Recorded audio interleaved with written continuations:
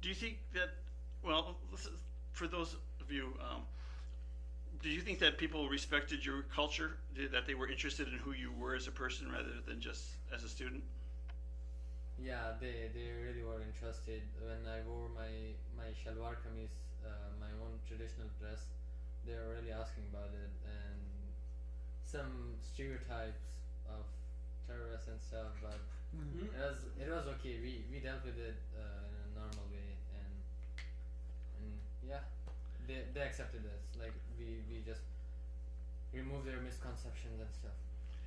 Did you overcome any myths that you had about America and about how Americans act? I thought everyone was gonna be fat. Yeah, same. That's what I was gonna think. I was thinking too, but seeing some people, they're not fat. But most of the females, they're really obese. I take offense to that.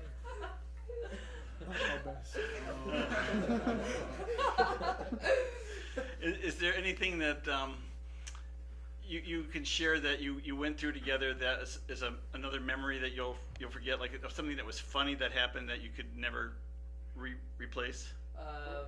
I'll start with we had a game 2 to 3 weeks ago. Then we were playing Holton, and so David asked me to go and ask this girl her number. So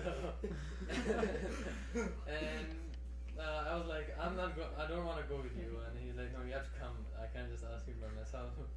So we went there. I just went to a side, and David is like, good game. Can I have your Snapchat or your number? She's like, I know it's weird, but I have a boyfriend, so I'm sorry. And then we were like, just run.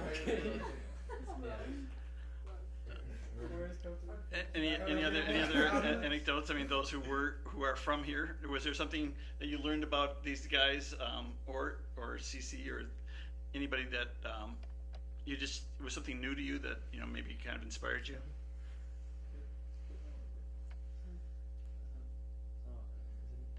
I've noticed that all of the foreign exchange students are very kind-hearted.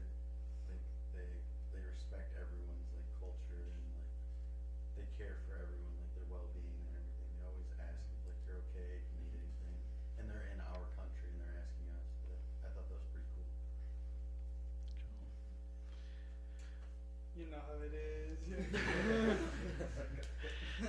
Did you learn any new sayings or new behaviors that you didn't have before in your home country?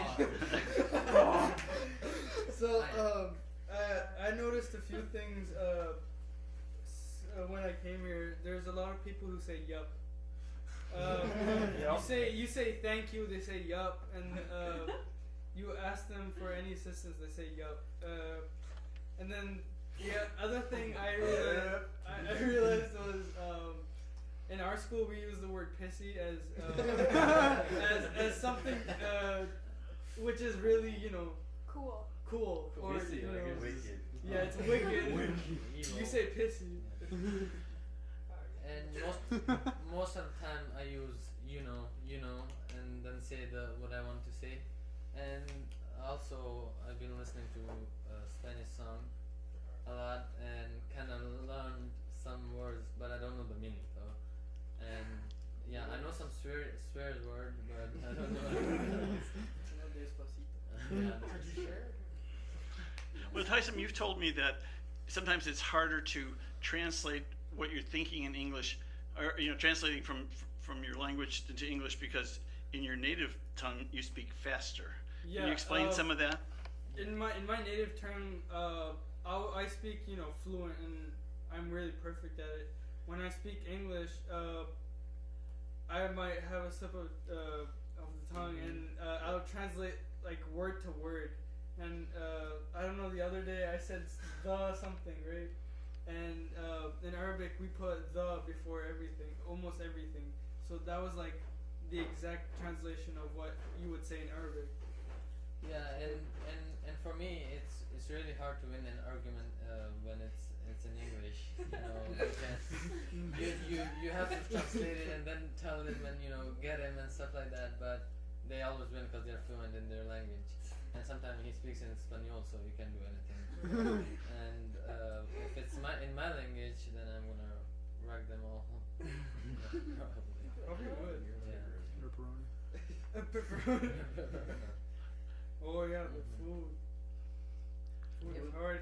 And food, about the food, as Hayssam said, we are used to eating spicy food and seasoning, a lot of seasoning. But here in America, they say put some water on it to make it spicy. So, but our host family did a lot of effort to bring seasoning and to bring spices as they could. Although they can't eat it, but still they did it for us. Yeah. So thankful for that. When we first came here, everything used to be bland, and whenever you used to use hot sauce, our host mom would say, "Do not eat it like that. Eat it how it is, so you get the real flavor." Yeah. And back home, we were used to using a lot of seasoning and the littlest amount of food we have. And she Even was, like and she was right about everything. That don't just put hot sauce. First taste it and stuff. It's the American stuff. So taste it and then you can put hot sauce on it. So did you learn to do some things here in this house or in America that you might not have done at home, like washing dishes, working around the house, being responsible? Back home, I have a maid which does everything, basically everything for me. Over here, I had to take my laundry downstairs, do the dishes, work. Okay, I had to clean the house. If I didn't, I get grounded for a week. So yeah, that's what I had to do She's not when I really got safe. here. And Shout out to Terry. for me, I don't used to do dishes or my laundry. I don't do my laundry, but I get it done and stuff. And my room is still messy and nobody knows about it, so it's okay. And I'm not used to making my room, so. And I'm still trying to do it, and yeah, I'm trying to do it. And back home, my sisters and my whole family is like, you have to do the dishes and stuff over here too, not only in America. And I'm like, nah, I'm okay. Well, how's that work for the kids who are from America here? Do you do chores at home and help out and do things like that? I do not. I do. No, you're not from America, okay? I do absolutely nothing. Well, they tell me to do it, but I don't do it anyway. For my family, it's different because they're a bunch of Mexicans and there's no Americans, and so we've assimilated into American culture. But my mom does most of the housework inside, and since most Mexican families have their children working at very, very young ages, just whatever outside the house, around the house, and so my dad has me working outside in the yard, gardening, anything, almost every day because he kind of grew up that way, so it's kind of instinct to put me into that situation. But I know I should do more chores, but I don't really do You a really lot. should. You should be grounded for a week. No, I really should help my mom out, but I will help my mom out. Well, speaking of grounding, Hayssam, you went through a little bit of that. What was that like? You said you've never been grounded before. What did that mean to you? Okay. Grounding was a weird experience because I've never been grounded ever in my life. And it was like I took it in a way which I can make it more fun, like spend time with my host family and play Monopoly, do the chores more than I should, and basically that was it. And realize not to mess up again. Yeah, and one of the thing was no phone. Yeah. Which is like we were dying and no. So. So, let me ask a last question here. What would you say was the most inspiring thing, and do you think that your being here, maybe you inspired others in your experience here? Well, I'm just gonna say about one thing that I usually do is soccer. Most of the people are inspired by me. And Okay. yeah. And, Okay. and doing chores maybe. Kinda.